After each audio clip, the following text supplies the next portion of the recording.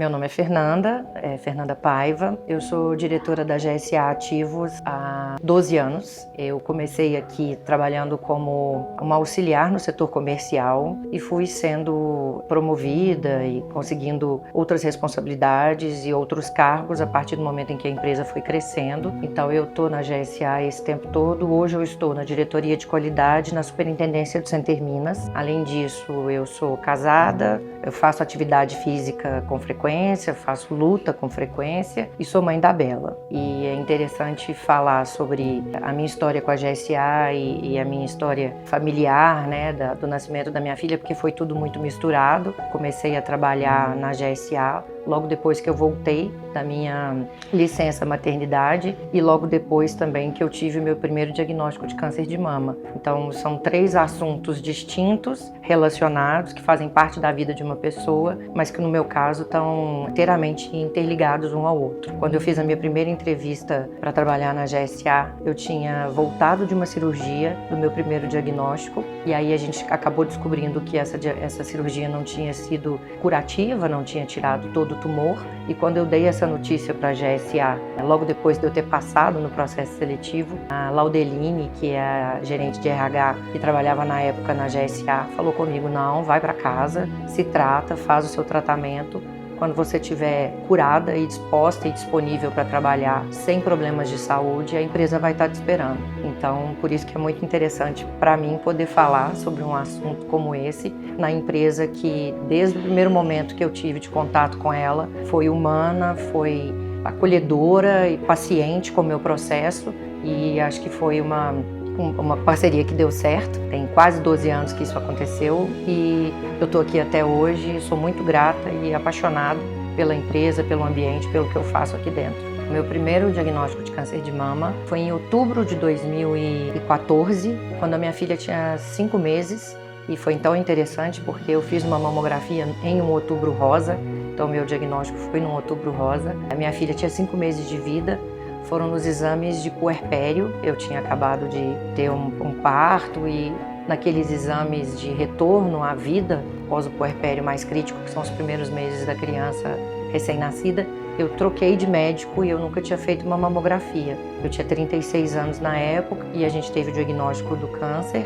Em outubro eu fiz a primeira cirurgia, que foi uma cirurgia que não foi totalmente curativa, que eu até já mencionei esse aspecto aqui. Eu tive que fazer uma outra cirurgia em novembro, e essa cirurgia também não foi totalmente curativa. Eu fiz uma terceira cirurgia em dezembro. Então foram 3 meses, em 3 meses, 3 cirurgias. Ela foi sendo cada vez mais invasiva para poder extirpar completamente o tumor. Eu fiz uma quadrectomia na época com uma filha recém-nascida e depois a gente começou todo o processo de tratamento. Eu fiz radioterapia, tentei fazer congelamento de óvulo porque pelo perfil do meu tumor eu teria que tomar um medicamento que me impediria de ficar grávida. A gente tentou fazer o congelamento de óvulos, o que acabou não acontecendo. Minha filha cresceu e a partir de então a gente começou a investigar por que eu tinha tido um câncer tão nova, porque não é usual uma pessoa de 36 anos de idade ter um câncer de mama. E aí a gente descobriu que eu tenho uma alteração genética que chama síndrome de Li-Fraumeni. É uma síndrome que veio da família do meu pai. Nós somos 5 filhos, 5 irmãos, dos 5, 4 têm essa alteração. Então eu faço muitos exames recorrentes, onde eu posso ter a demonstração da doença. Os meus diagnósticos são sempre muito precoces, porque eu faço os exames constantemente. Em 2019 a gente descobriu que eu estava com outro tumor primário e aí dessa vez, diante do histórico da minha família, diante do meu perfil, a gente optou por fazer mastectomia dos 2 lados. Então eu tive um em 2014, um em 2019 e em 2023 eu tive um de tireoide. Pelos exames que eu faço, pela preocupação com a minha saúde, a gente detectou o tumor muito precocemente e aí a gente conseguiu fazer tratamentos sempre pouco invasivos, o menor invasivo possível, né, dentro do perfil de cada tumor e ter o melhor resultado de cura possível. O primeiro diagnóstico foi muito difícil, porque minha filha tinha 5 meses de idade. Eu lembro que a gente estava fazendo a introdução alimentar dela, eu cheguei na minha casa e minha mãe estava lá, ela estava na cadeirinha. E é uma coisa que você não espera num momento em que você já está envolvido em tantos outros aspectos emocionais. É difícil para todo mundo, eu falo sempre que eu vou tratar desse assunto, que quando você tem uma pessoa doente na família, há o adoecimento de todo o ambiente familiar, seja porque você precisa de apoio emocional, seja que você precisa de aspectos práticos. Então tem sempre alguém que tem que matar trabalho para poder levar a pessoa para ser o acompanhante de uma cirurgia, tem que ter alguém que consegue dar conta de trocar um curativo, de ver a pessoa com um dreno, né? Eu fui para casa com 2 drenos e aí tem que esvaziar o dreno e tal, então é toda uma treta. Quando há um doente na família, a família tem que fazer, a doença passa a fazer parte desse ambiente e as pessoas precisam de estar preparadas para ser o suporte, não só o suporte emocional, mas o suporte prático também, né? Por mais que às vezes a pessoa que está com a doença tenha uma estrutura emocional para passar pelo processo de tratamento, a gente tem muitas demandas práticas que precisam de ser acolhidas pelas pessoas que estão em volta. Quando eu estava fazendo meu tratamento do primeiro câncer, eu fiz uma pesquisa, eu fazia tratamento no instituto, e eu fiz uma pesquisa com todos os pacientes da recepção. Eu coloquei um formulário, as pessoas preencheram durante uma semana. A pergunta era: quem segura a sua mão durante o tratamento? E aí os pacientes tiveram a oportunidade de dizer o quanto o acolhimento e o quanto o envolvimento da família e o quanto o envolvimento dos próprios profissionais da área da saúde são fundamentais para que você supere a doença o mais rápido possível. Então é difícil para todo mundo, mas é fundamental o apoio da família nesse momento. A minha vida toda eu cresci com os meus membros familiares morrendo de câncer, e principalmente as mulheres com câncer de mama. E eu sempre tive muito medo do câncer, e o câncer é uma doença muito engraçada, porque a gente tem mais medo do tratamento do que da doença. Quando você fala para uma pessoa que ela está com câncer, a primeira imagem que vem na sua cabeça é a pessoa careca. A estética, né, as demonstrações físicas do tratamento do câncer são muito impactantes. A gente perde o cabelo e tudo, então é muito difícil. E eu tenho 47 anos hoje, eu cresci com as campanhas de câncer de mama da década de 80, onde as mulheres faziam aquelas mastectomias radicais e eram aquelas mamas com cortes e um lado tinha mama, o outro não tinha. É muito impactante, eu sempre tive muito medo disso acontecer comigo. E é muito maluco você se ver nessa posição, você se ver que você está naquele lugar que você sempre teve tanto receio. E hoje eu sou uma das pessoas que tem essa mama de mastectomia. Hoje existem inúmeras possibilidades de tratamento, por mais que às vezes a cirurgia seja invasiva, hoje você consegue tatuar uma auréola, você consegue fazer extensor para que a mama fique mais regular. A minha tia, ela chama Maria Elvira, ela fez uma lei e ela conseguiu que o SUS fizesse a reconstrução do câncer de mama através de um projeto de lei que ela sugeriu. Então você consegue fazer isso hoje sem custo, mas isso me trouxe uma reflexão, assim, como que a mulher fica com essa mama e ela não se incomoda? Acho que não é que a pessoa não se incomoda, acho que ela faz parte da vida da pessoa e ela faz parte da história da pessoa. Então assim, toda vez que eu me vejo no espelho, eu vejo as minhas mamas e eu lembro do que eu passei. Não é esteticamente o que eu gostaria de ter, mas é o resultado da minha história de vida e é o resultado do sucesso do meu tratamento. E eu não vou te falar que deixa de incomodar, eu acho que é um incômodo, mas você fica em paz com aquilo, porque aquilo é o resultado positivo de um processo que você passou e que no final das contas deu certo. Porque você está lá usando biquíni, você está lá na praia, você está lá com o seu marido, você está com uma vida ativa. Então eu acho que as marcas que a gente tem no nosso corpo são o fruto da nossa história, né? A gente, quando é novinha, a gente morre de preconceito no nosso próprio corpo e depois a gente começa a entender que ele é reflexo das coisas pelas quais a gente passou e a gente acaba ficando um pouco mais em paz com isso. Toda vez que eu converso sobre esse assunto, né, no Outubro Rosa, eu sempre acabo falando em algum lugar ou dando meu testemunho de alguma forma. E eu acho que quando as coisas acontecem na vida da gente, a gente não tem muita opção, não. A gente nunca tem tempo para ir no médico, a gente nunca tem tempo para fazer exame.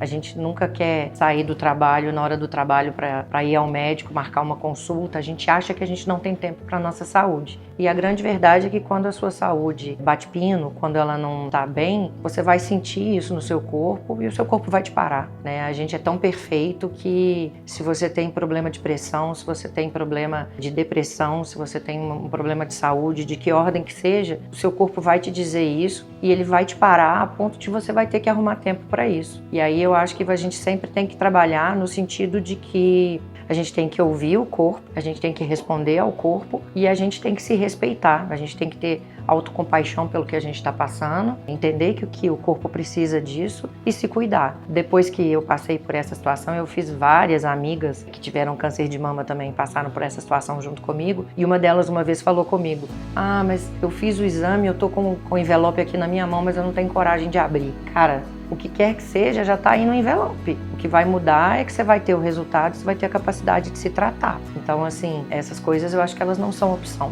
Eu acho que você tem que encarar e enfrentar as coisas que acontecem na sua vida e se tratar da forma mais eficiente possível, né? Ter um bom médico, ter uma boa equipe que te acolha, fazer os exames necessários e ter uma rede de apoio, porque sem rede de apoio também a gente não consegue. Você tem que passar pelas coisas que te apresentam pela vida. Eu falo que todo mundo que já passou por um processo de câncer ou alguma doença mais crônica fica meio safado, né? A gente sente mais gosto na comida, a gente sente a brisa do vento mais gostosa no rosto, a gente sente o cheiro de um jeito diferente porque a gente fica com sede de viver, assim. Acho que a gente vai morrer mesmo, né? Ninguém tem a pretensão de ser imortal, mas quando você tem um diagnóstico de saúde, você fica meio que achando que você vai morrer disso ou naquele momento. E aí você tem duas opções, ou se entregar ou lutar. E você com as ferramentas certas, a chance de dar certo ela é muito maior. Hoje o SUS mudou as idades de cobertura da mamografia.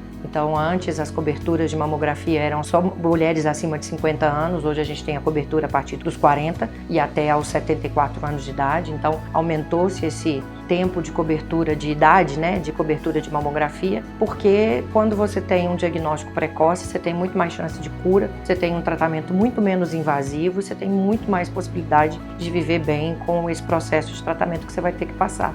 Na minha vida, na minha forma de viver, eu fico cada vez mais safada e cada vez mais querendo viver, assim. Eu acho que desistir não é uma opção. A gente vai desistir quando a briga for perdida e às vezes realmente a gente tem cânceres que são um pouco mais agressivos e realmente a batalha é mais difícil, mas enquanto a gente tem um diagnóstico precoce, enquanto a gente tem a possibilidade de cura pela medicina que está cada vez mais moderna e menos invasiva e com menos efeitos colaterais, a gente tem que lutar. Então, assim, eu, por exemplo, quando eu tive que fazer a quimioterapia, nem os cabelos eu perdi, porque hoje tem uma tecnologia que você usa uma touca, o cabelo fica meio que colado com cuspe, não pode pentear, não pode fazer rabo de cavalo, tem que lavar de 3 em 3 dias, porque ele fica lá, mas fica meio mais ou menos, mas não cai. Cai os cílios, cai a sobrancelha, mas não cai o cabelo. Então, existem várias formas de você passar por isso. Eu vi mulheres que, quando estavam fazendo o tratamento e estavam careca, botavam um brinco gigantesco, um batonzão vermelho, ficava o trem mais lindo do mundo.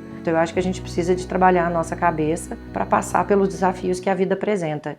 Então é se fortalecer enquanto pessoa, trabalhar a sua cabeça para que você possa superar as adversidades e estar aqui, dando testemunho para as pessoas. Se uma pessoa que ouviu o que eu estou dizendo agendar uma mamografia, valeu a pena. É sensibilizar, e eu sou muito de botar a boca do trombone, eu sou muito de falar pelas coisas que eu passei, porque eu acho que quando a gente tem uma pessoa que dá um testemunhal pela sua própria vida, isso bate nas pessoas de forma diferente. Então por isso que eu gosto de falar sobre esse assunto e que as pessoas se sensibilizem com isso. Hoje, o diagnóstico não é uma sentença, é um tratamento com possibilidade de cura, com possibilidade de você mudar, às vezes, o seu ponto de vista sobre algumas coisas que você pensa na vida. A gente começa a achar que nem tudo é tão definitivo, nem tudo que a gente achava que tinha tanta certeza a gente tem. Isso é crescimento, isso é amadurecimento, e acho que a gente está aqui para isso mesmo. Morrer é melhor do que nasceu, né? Aprender com as dificuldades. Então, assim, tem um diagnóstico, levanta, vai no médico e se cura. Tem muita vida pela frente ainda. O recado que eu queria deixar, né, com essa minha fala, que você escute o seu corpo. A gente vive uma vida maluca, com demandas múltiplas. Em termos de estatística, né, a gente tem hoje que 30% dos diagnósticos de câncer que são feitos anualmente são só câncer de mama. 73 mil mulheres morreram de câncer de mama em 2023. Então são dados alarmantes, preocupantes, e são dados que algumas vezes poderiam ser evitados se a gente tivesse um tratamento precoce, um diagnóstico precoce. Mas a gente está falando de estatística, mas a gente tem que lembrar que nós somos seres humanos, né? Então, quando alguma coisa me alcança, é 100% para mim, né? Não importa quantos por cento é na estatística, em mim é 100%. Então, a gente precisa de tomar cuidado e se cuidar, porque nós temos as nossas demandas individuais e nós precisamos de nos enxergar como pessoas que precisam de cuidado.